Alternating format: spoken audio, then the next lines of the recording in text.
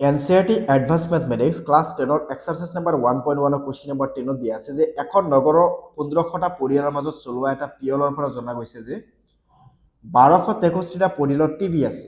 এটা পৰিয়ালৰ কি আছে? টিভি আছে। এটা ধৰি লৈছো আমি টিভি। আৰু কি আছে? ৰেডিঅ' আছে। ৰেডিঅ'ক ধৰি লৈছো আৰ, ধৰি লৈছো ৰেডিঅ'। ৰেডিঅ'। ওকে? এটা কি কোৱা হৈছে? 1500টা পৰিয়াল আছে। তাৰ মানে n অফ ইউ কিমান আছে? 1500। দ্বিতীয়তে কি কৈছে? তারপরে দেখা গৈছে যে 1263টা পৰিয়ালত কি আছে? টিভি আছে। তাৰ মানে n অফ টি। 639টা পৰিয়ালত কি আছে? ৰেডিঅ'। তাৰ মানে n অফ r কিমানটাত আছে? 639টা। তাৰপিছত কি আছে? টিভি আৰু ৰেডিঅ' দুয়োটা আছে কিমান? 197টা পৰিয়ালত। 197টা পৰিয়ালত টিভি আৰু ৰেডিঅ' কোনোটোৱে নাই। তার মানে টিভিও নাই, রেডিও নাই। তার মানে টিউ ড্যাশ আর ড্যাশ। তো তুমি এইটো কেনেকৈ করবা? N of T union R dash মানে কিমান? আর হোল ড্যাশ মানে হৈছে 197। ওকে? এইখিনি বস্তু আমি নোট কৰি ৰাখিলো। এতিয়া চোৱা, আমি যদি চাওঁ ইয়াতে যে তেতিয়াহ'লে এক নম্বৰত কি কৈছে? কিমানটা পৰিয়ালত টিভি আৰু ৰেডিঅ' দুয়োটাই আছে। মানে এইটো ধৰি লোৱা টিভি থকা পৰিয়াল, এইটো থকা ৰেডিঅ' থকা পৰিয়াল। কিমানটা পৰিয়ালত টিভি বা ৰেডিঅ' দুয়োটাই আছে, মানে এইখিনি অনলি। কিমানটা পৰিয়ালত মাত্ৰ টিভি আছে? এইখিনি। কিমানটা পৰিয়ালত টিভি আছে কিন্তু ৰেডিঅ' নাই, বা ৰেডিঅ' আছে কিন্তু টিভি নাই। আমাক এই তিনিটা বস্তু উলিয়াব লাগে। তো আমি ইয়াৰ পৰা পোনপ্ৰথমে যদি চাওঁ, আমি ইউনিয়নটো উলিয়াই ল'ব লাগিব। ইউনিয়নটো আমি কেনেকৈ উলিয়াম? চোৱা, আমি যদি লিখো n of T union R whole dash. Dash মানে কি? N of U minus n of T union R. এতিয়া n of T union R dash মানে আমাক 197 কোৱাই হৈছে। মানে কেইটামান পৰিয়াল আছে? 197টা পৰিয়াল আছে য'ত টিভিও নাই, ৰেডিঅ'ও নাই। এন অফ ইউ মানে কিমান কৈছে ইয়াতে? 1500। এন অফ টি ইউনিয়ন আর ইয়াতে কিমান কৈছে? টি ইউনিয়ন আর ইয়াতে টি ইউনিয়ন আর নাই, গতিকে আমি ইয়াতে T n of T union R ৰাখি দিব লাগিব। এতিয়া এইটো নেগেটিভ আছে, ইফালে পজিটিভ হৈ যাব। এন অফ টি ইউনিয়ন আর হৈ গ'ল, ইয়াতে 1500 থাকি গ'ল। এইটো পজিটিভ আছে, ওপৰলৈ গ'লে কি হ'ব? নেগেটিভ 197। তুমি মাইনাছ কৰিলে কিমান পাম? 1303। তাৰমানে 1303টা পৰিয়ালত টিভি বা ৰেডিঅ' বা দুয়োটা, যিকোনো এটা নাইবা দুয়োটাই আছে। এইকেইটা পৰিয়ালত কি আছে? হয় টিভি আছে, নাইবা ৰেডিঅ' আছে, নাইবা টিভি নাইবা ৰেডিঅ' দুয়োটাই আছে। ওকে? এতিয়া আমি চাম নাম্বাৰ 1ত কি কৈছে? কিমানটা পৰিয়ালত টিভি আৰু ৰেডিঅ' দুয়োটাই আছে। তাৰ মানে টিভি আছে, ৰেডিঅ' আছে। তেতিয়াহ'লে এইটো উলিয়াব গ'লে আমি কি কৰিব লাগিব? এইটো উলিয়াব গ'লে তুমি এইটো মেইন ফৰ্মুলা যিটো আছিল সেইটো ফৰ্মুলা এপ্লাই কৰিব লাগিব। এই ফৰ্মুলা কি আছিল? N of T n of R minus কৰিব লাগে N of T union R. N of T intersection R মানে কিমান? টি ইণ্টাৰছেকশ্যন আৰ মানে আমি উলিয়ালো অকণমান আগতে, সৰি এইটোতো আমি উলিয়াব লাগে, টি ইণ্টাৰছেকশ্যন আৰ উলিয়াব লাগে। টি মানে কিমান? এন অফ টি মানে কৈছিল 1263টা পৰিয়াল আছে। টিভি কেইটা পৰিয়ালত আছে? 639টা। টিভি আৰু ৰেডিঅ' দুয়োটাই কিমানটা পৰিয়ালত আছে? 1303টা পৰিয়ালত। আমি এই দুটাক যদি প্লাছ কৰোঁ, প্লাছ কৰি আমি এইটোৰ পৰা মাইনাছ কৰিব লাগিব। এই দুটাক প্লাছ কৰিলে কিমান আহিব? 1902 মাইনাছ 1303। আমি মাইনাছ কৰিলে আমি কিমান পাম? 599। তো 599টা পৰিয়ালত দুয়োটাই আছে। নাম্বাৰ 2ত চোৱা, নাম্বাৰ 2ত চালে আমাক কি কৈছে? কিমানটা পৰিয়ালত মাত্ৰ টিভিহে আছে? টিভি আছে, ৰেডিঅ' নাই। কিমানটা পৰিয়ালত? আমাক উলিয়াব লাগে। তেতিয়াহ'লে এন অফ টি লিখা, মাইনাছ কৰি দিয়া এন অফ টি ইণ্টাৰছেকশ্যন আৰক। এন অফ টি মানে কিমান? এন অফ টি মানে কিমান? এন অফ টি মানে চোৱা, এন অফ টি মানে হৈছে আমাৰ 1263। টি ইণ্টাৰছেকশ্যন আৰ মানে কিমান? 63। ইণ্টাৰছেকশ্যন মানে আমি কিমান উলিয়াইছিলোঁ? 599। তুমি মাইনাছ কৰিলে আমি ইয়াৰ পৰা কিমান পাম? 599 মাইনাছ কৰিলে 664 পাই যাম। নাম্বাৰ 3 চোৱা, নাম্বাৰ 3ত কৈছে কি? নাম্বাৰ 3ত কোৱা হৈছে যে এইবাৰ ৰেডিঅ' আছে কিন্তু টিভি নাই। ৰেডিঅ' আছে কিন্তু টিভি নাই। তাৰ মানে এইটো ফৰ্মুলা কি আছিল? টি ঠাইত এইবাৰ আহিব r minus n of t intersection r। n of r মানে কিমান আছিল 639 আৰু t ইণ্টাৰছেকশ্যন r মানে কিমান আছিল 599। তো আমি মাইনাছ কৰিলে কিমান পাম 40। তাৰ মানে 40টা পৰিয়ালত ৰেডিঅ' আছে কিন্তু টিভি নাই। ওকে, আৰু আমি এইবাৰ চাম এইটো এক্সাৰচাইজৰ লাষ্ট প্ৰব্লেম যিটো আছে, লাষ্ট প্ৰব্লেমটো। এইটোত বহুত কেইটা প্ৰব্লেম আছে, চ' আমি গোটেইকেইটা এটা এটাকৈ সলভ কৰিম। তোমালোকে নিশ্চয় ভিডিঅ'টো শেষলৈকে চাই থাকিবা। ওকে, তো চোৱা ইয়াতে যদি চাওঁ আমি পোনপ্ৰথমে আমাক কি কৈছে, এটা শ্ৰেণীৰ 180 গৰাকী শিক্ষাৰ্থীৰ ভিতৰত 180 গৰাকী কি আছে শিক্ষাৰ্থী আছে। তো আমি এটা এটা বস্তু ইয়াতে নোট কৰি যাম লগালগ। এতিয়া কি আছে n অফ ইউ, ইউ মানে কিমান 180, ভিতৰত 76 গৰাকী গণিত, পদাৰ্থ বিজ্ঞান আৰু ৰসায়ন বিজ্ঞান। তাৰ মানে ইয়াতে আমি এটাক লিখিলো এম, এমক লিখিলো আমি গণিত, এটা কি আছে পদাৰ্থ বিজ্ঞান মানে ফিজিক্স, পদাৰ্থ বিজ্ঞান, পদাৰ্থ বিজ্ঞান, এটা কি আছে আমাৰ কেমিষ্ট্ৰি, ইয়াক আমি লিখিলো সি বা ৰসায়ন বিজ্ঞান, ৰসায়ন বিজ্ঞান লিখিলো। এতিয়া এই তিনটা বস্তু চোৱা, n অফ ইউ লিখিলো। প্ৰথমে কি কৈছে 76 গৰাকী গণিত, মানে n অফ m কিমান 76, 81 গৰাকী পদাৰ্থ বিজ্ঞান, মানে n অফ ফিজিক্স হৈছে 81। তাৰপিছত কি কৈছে আকৌ 80 গৰাকী কি কৈছে ৰসায়ন বিজ্ঞান, তাৰ মানে কেমিষ্ট্ৰিত আছে কিমান 80। নেক্সট কি কৈছে তদুপৰি 34 গৰাকীয়ে গণিত আৰু পদাৰ্থ বিজ্ঞান, গণিত মানে m, পদাৰ্থ বিজ্ঞান মানে কি ফিজিক্স, এই দুটাত কিমান আছে 34। 30 গৰাকী গণিত আৰু ৰসায়ন বিজ্ঞান, গণিত আৰু কেমিষ্ট্ৰি, ৰসায়ন বিজ্ঞান কিমান আছে 30। 33 গৰাকী পদাৰ্থ বিজ্ঞান আৰু ৰসায়ন বিজ্ঞান, পদাৰ্থ বিজ্ঞান মানে ফিজিক্স, ৰসায়ন বিজ্ঞান মানে কেমিষ্ট্ৰি, কিমান আছে 33। আৰু 18 গৰাকীয়ে তিনিওটা বিষয় অধ্যয়ন কৰে, তিনিওটা, তাৰ মানে n of m intersection p intersection c, কিমান আছে 18। তো ইয়াতে আমি চাম কুৱেশ্যন নাম্বাৰ 1 2, কিমান গৰাকী শিক্ষাৰ্থী একমাত্ৰ পদাৰ্থ বিজ্ঞান অধ্যয়ন কৰে। তো চোৱা এইটো প্ৰথমে যদি তুমি এটা ভেন ডায়াগ্ৰাম ড্ৰ কৰা, এইটো ভেন ডায়াগ্ৰামটো দেখাত এনেকুৱা হ'ব। এইটো চাপোজ ধৰি লোৱা মেথছ, ফিজিক্স, কেমিষ্ট্ৰি, তুমি এনেকৈ আঁকি দিয়া ইউ, এইটো হৈ গ'ল ইউ। তেতিয়াহ'লে ইয়াতে প্ৰথমে আমি যদি চাওঁ এমত কিমান গৈছে, এই গোটেইখিনি মিলি আছে 76, এই গোটেইখিনি মিলি আছে 81, এই গোটেইখিনি মিলি আছে কিমান 80। এম এন এন এইখিনিত কিমান আছে 34, এইখিনিত কিমান আছে 30, এইখিনিত কিমান আছে 33, আৰু এই মাজত আছে 18। এই গোটেইখিনি মিলি কিমান আছে, গোটেইখিনি মিলি আছিল 76, এই গোটেইখিনি মিলি আছে 81, এই চিত আছে কিমান 80। ওকে, এইখিনি বস্তু আমি চালো। এতিয়া আমাক নাম্বাৰ 1 উলিয়াব দিছে কিমান গৰাকী শিক্ষাৰ্থী একমাত্ৰ পদাৰ্থ বিজ্ঞান অধ্যয়ন কৰে, মানে পদাৰ্থ বিজ্ঞান অধ্যয়ন কৰে কিন্তু গণিত অধ্যয়ন নকৰে, ৰসায়ন বিজ্ঞান অধ্যয়ন নকৰে, আমাক এইটো উলিয়াব দিছে। তেতিয়াহ'লে এইটো ফৰ্মুলা আমি বহাব লাগিব। এতিয়া এইটোতো ডাইৰেক্ট এনেকুৱা ফৰ্মুলা নাই, তো আমি এইটো কি কৰিব লাগিব, এনেকৈ লিখিব লাগিব n অফ p, লিখিলা। এতিয়া চোৱা ইণ্টাৰছেকশ্যন আছে, ইণ্টাৰছেকশ্যন বহুৱালো, বহুৱাৰ পিছত এই দুটাতে ইণ্টাৰছেকশ্যন আছে, তেতিয়াহ'লে আমি এইটো এনেকৈ ইউনিয়ন দি কিনে এনেকৈ আমি লিখিব পাৰিম। ইউনিয়ন দুটা মিলি এটা ডেছ লিখিলে ব্ৰেকেটৰ ভিতৰত দি কিনে, তেতিয়াহ'লে ইউনিয়নটো ইণ্টাৰছেকশ্যন, ইণ্টাৰছেকশ্যনটো ইউনিয়ন হৈ যায়, লিখিলোঁ। এইবাৰ ইয়াতে চোৱা এইটোক আমি n অফ p লিখিব পাৰিম, মাইনাছ আমি ইয়াৰ পৰা লিখিব পাৰিম যে n of p intersection m union c, আমি এনেকৈ লিখিব পাৰিম, লিখিলোঁ। এইটো আছিল ফৰ্মুলা এটা। তেতিয়াহ'লে n অফ p ইয়াতে ৰাখি দিলোঁ মাইনাছ, তেতিয়াহ'লে এইটোক আমি আকৌ এনেকৈ লিখিব পাৰি, এইটো p ইণ্টাৰছেকশ্যন m লিখিব পাৰিম, আৰু ইয়াৰ পৰা আমি কি লিখিব পাৰিম, ইয়াৰ পৰা মাজত ইউনিয়ন আছে, চ' আকৌ union n of p intersection আমি ইয়াতে লিখিব পাৰিম c, লিখিলোঁ।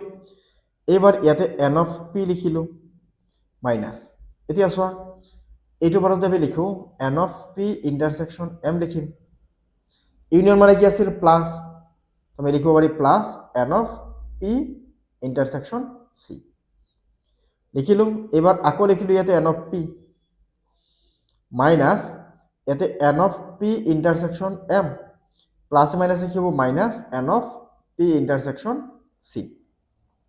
তেতিয়াহ'লে p ৰ ভ্যালুটো আমি গম পাওঁ, p ৰ ভ্যালু কিমান আছিল 81, p ইণ্টাৰসেকশ্যন m কিমান আছিল, m ইণ্টাৰসেকশ্যন p আছিল 34 মাইনাছ ইয়াতে p ইণ্টাৰসেকশ্যন c ৰ ভ্যালু কিমান আছিল, p ইণ্টাৰসেকশ্যন c ৰ ভ্যালু কিমান আছিল 33। তেতিয়াহ'লে এইখিনি যদি আমি মাইনাছ কৰি কিমান পাম 81 মাইনাছ এতে কিমান আহিব এই দুটাৰ পৰা 67। তো যদি মাইনাছ কৰি দিয়া চোৱাচোন কিমান আহিব মাইনাছ কৰি দিলে, ইয়াতে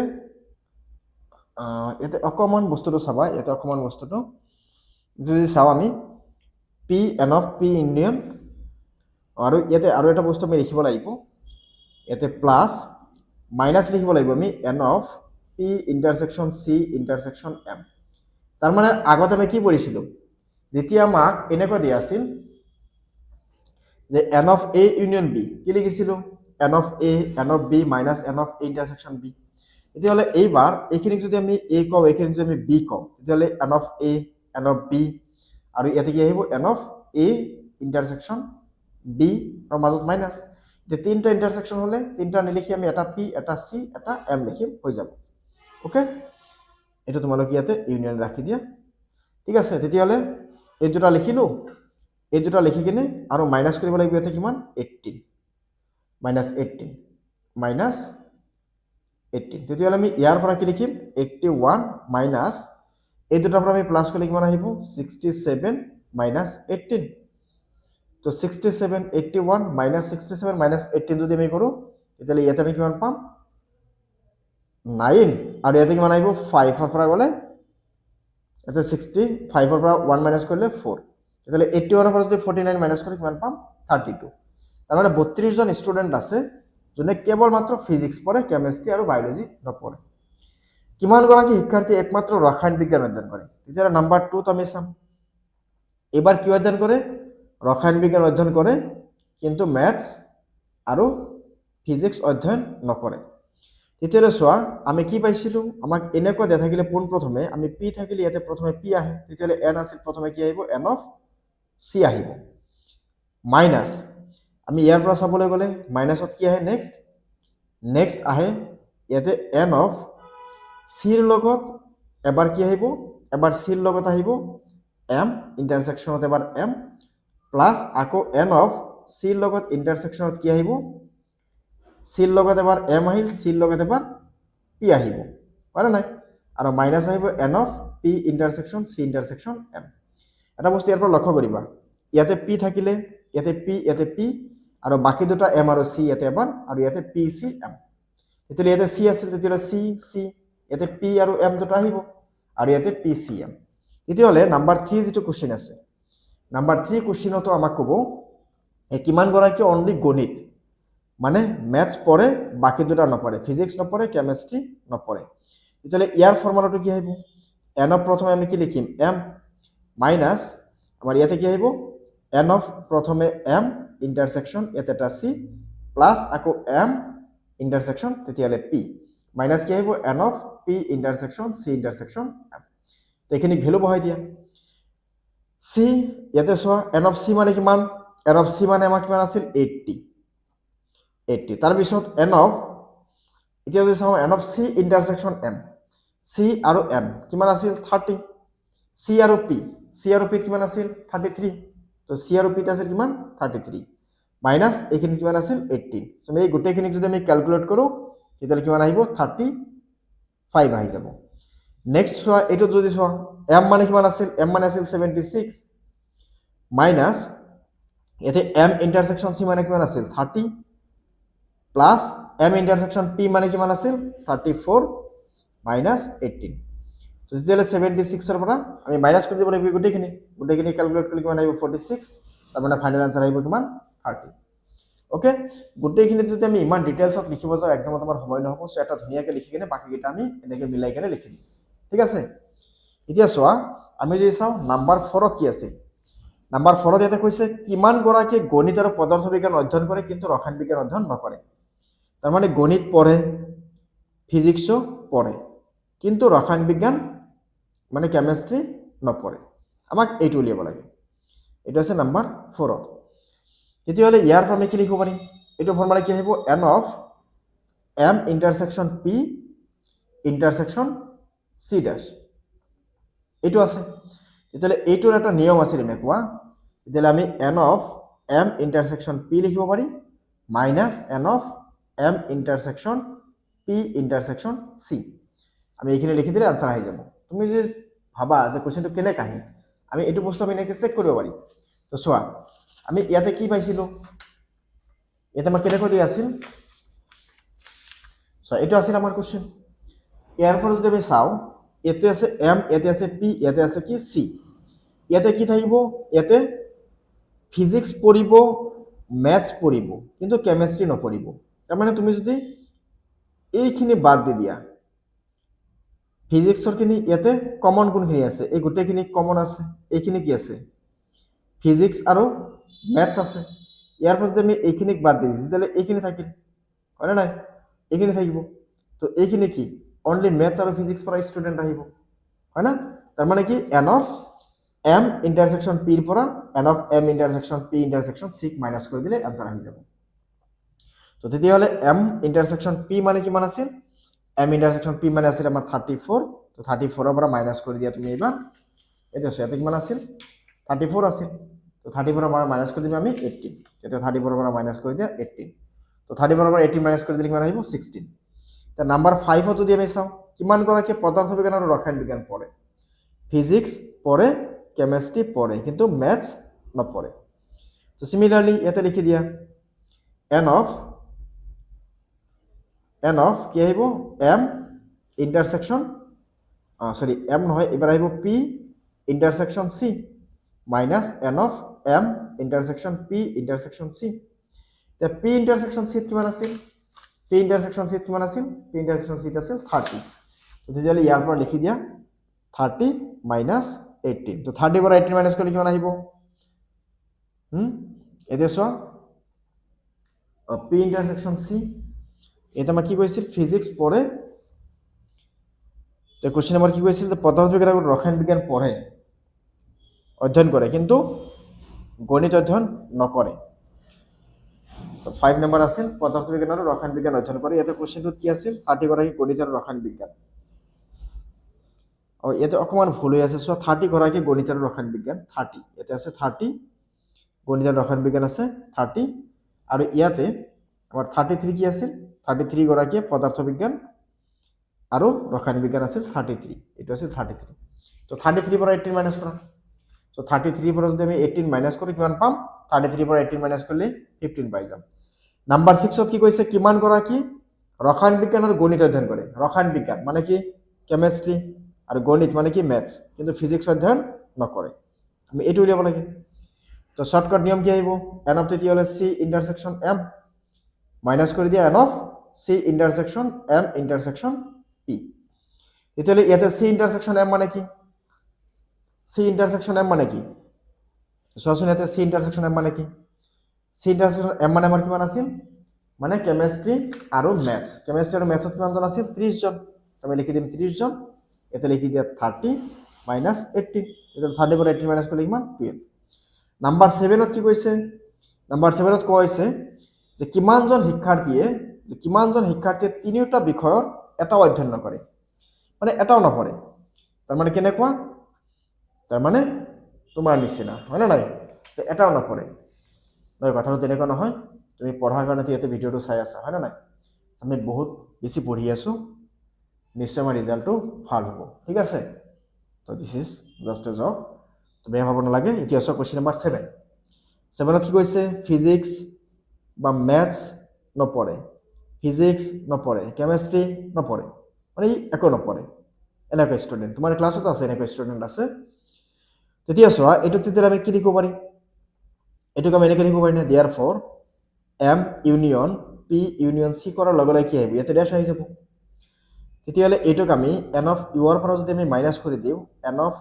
m union p union c answer হৈ যাব এতিয়া n অফ u ৰ ভ্যালুটো আমি গম পাও n অফ u ৰ ভ্যালুটো কিমান আছিল n অফ u ৰ ভ্যালুটো আমাৰ ইয়াতে টোটাল কিমান গৈছিল 180 ষ্টুডেন্ট গৈছিল কিন্তু n অফ আমি এই গোটেইখিনি ভ্যালুটো নাজানো এই গোটেইখিনি এটা ফৰ্মুলা আছে তিনটা আছে না ইয়াতে তিনটা লিখি দিয়া n of m plus n of p plus n of c লিখিছা এতিয়া দুটা দুটাকে লিখা আৰু মাইনাছ কৰা তাৰমানে n of m আৰু p intersection minus n of p intersection c minus n of m intersection c লিখি দিছা প্লাছ কৰি দেই সবকেইটা একেলগে n of m p c এতে গোটেইকেইটাত ইণ্টাৰসেকশন হৈ গ'ল এইখিনি এতিয়া এই গোটেইখিনি ভ্যালু বহাব লাগিব n of u ৰাখি দিলো ইয়াতে মাইনাছ n of m মানে কিমান 76 p মানে কিমান 81 c মানে কিমান